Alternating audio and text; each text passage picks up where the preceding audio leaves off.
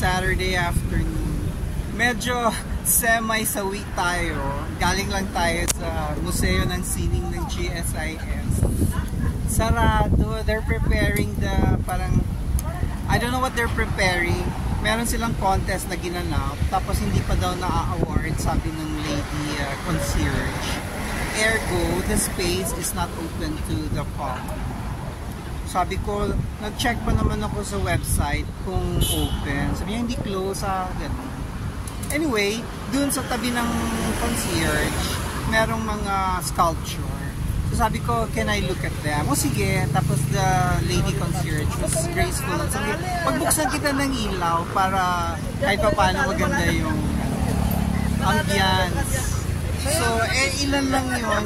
Siguro mga 10 lang, humigit kumulang yung mga sculpture na yon na magaganda naman. So ngayon, nandito tayo sa Diokno, lumabas.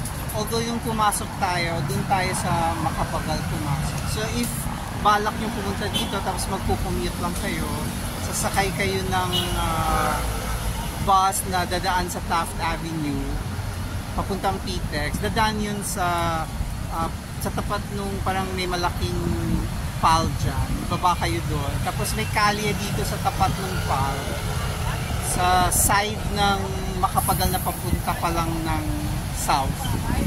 May doon, may private road doon. Papunta yung GSIS building. So yun, hindi nyo kailangan mag-taxi or mag-grab.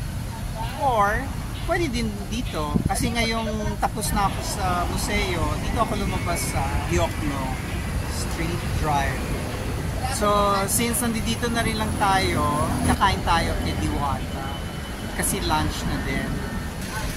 Anyway, iaano po. Okay. Kailangan dito yung maisip ko sasabihin ko. Shoutout na itong mga batang to. Taga saan ba kayo?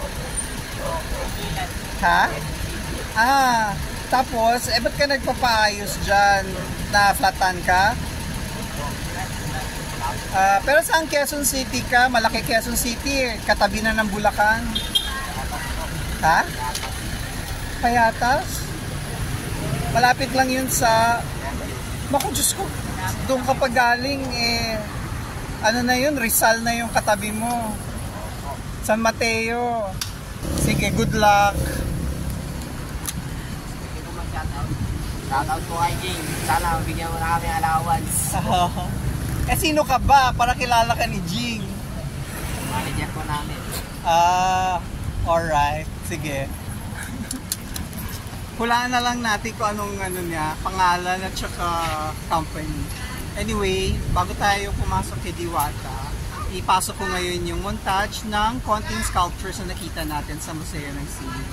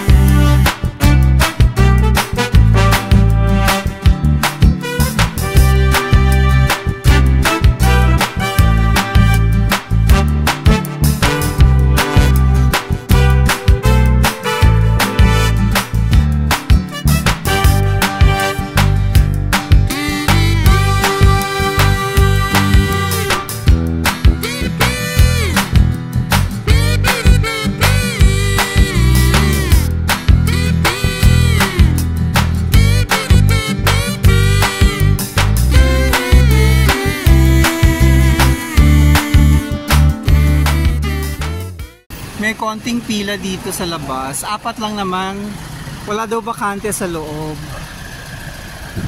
So ano ba yung pumipila na yan? Papunta ba sila kay ating diwata ng Diokno Drive?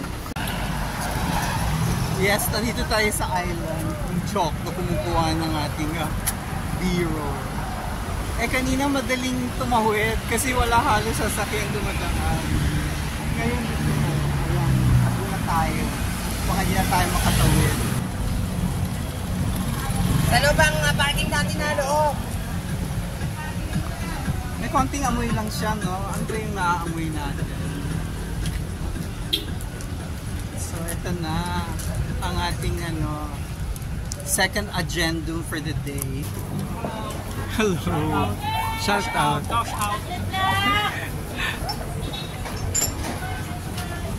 So, saan tayo mag-order? Ayan na.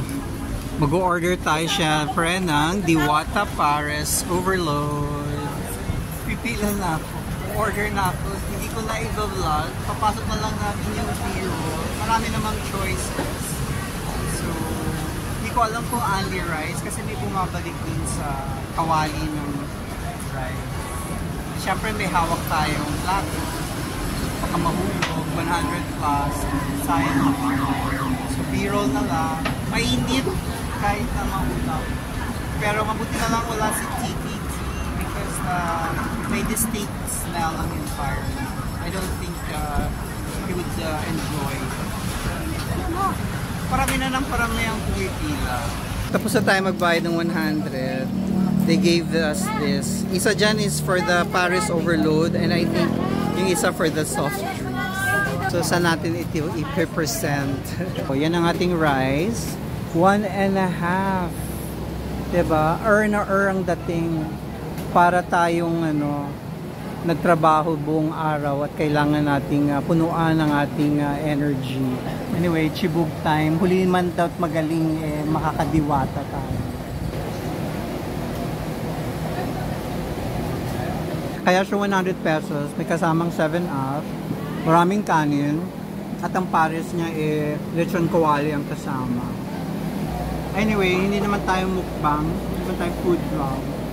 Papatayin ko na muna to at ako'y chichibog. I'm back! Pakita ko lang yung view ko sa harap ko. Kung hindi nyo type yung ganyang ambiance, huwag na kayo pumunta dito, baka mag-rant lang kayo. Pero malalaki yung mga sasakyan na nagpa-park. So hindi ko alam kung yung malalaking sasakyan na yan dito ba kumakain. Diwata experience sila.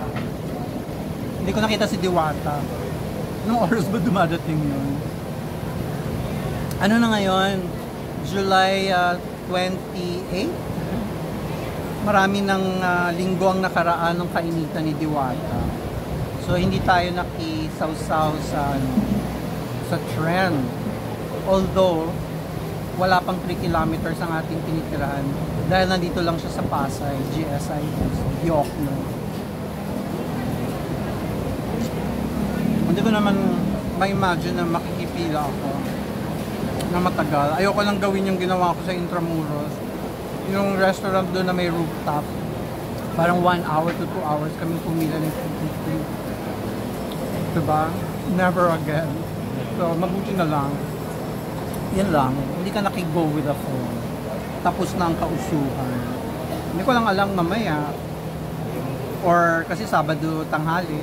Hindi ko alam kung weekdays ng gabi kung napupuno talaga pa rin.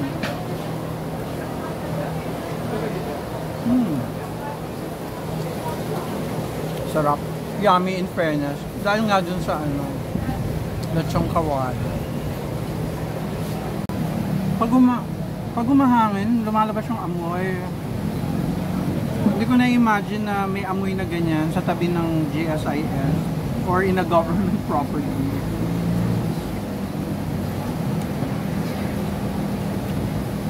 Bulok na tubig or something.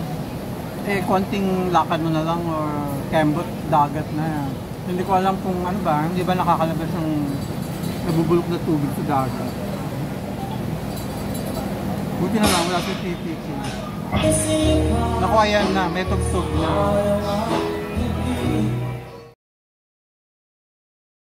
Yun yung water station kanina.